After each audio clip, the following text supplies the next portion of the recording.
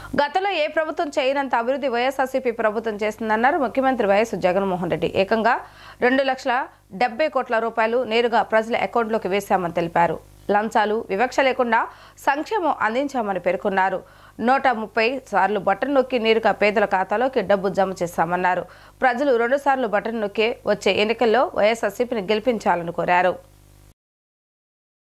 వైఎస్ఆర్సీపీ అధ్యక్షుడు సీఎం జగన్ చేపట్టిన మేమంతా సిద్ధం బస్సు యాత్ర 13వ రోజు గుంటూరు జిల్లాలో కొనసాగుతుంది.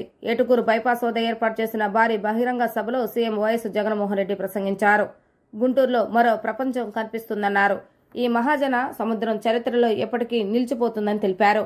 మేనిఫెస్టోను పవిత్ర గంధంగా భావిస్తూ 99% హామీలు అమలు చేస్తామని చెప్పారు. 58 నెలలుగా చేస్తున్న అభివృద్ధిని కొనసాగించేలా ప్రజలు ఆశీర్వదించారని అన్నారు. ప్రజల ఆత్మ గౌరవాన్ని పెంచిన వైఎస్ఆర్సీపీ ప్రభుత్వానికి మద్దతు ఇవ్వాలని కోరారు. వచ్చే ఎన్నికలు చంద్రబాబు నాయుడు మోసాలకు ప్రజలకు జరుగుతున్న కురుక్షేత్ర యుద్ధమని పేర్కొన్నారు. జరుగుతున్న మంచిని కొనసాగించేందుకు మీరంతా సిద్ధమేనా అంటూ సభకు హాజరైన ప్రజలను ఉద్దేశించి వ్యాఖ్యానించారు.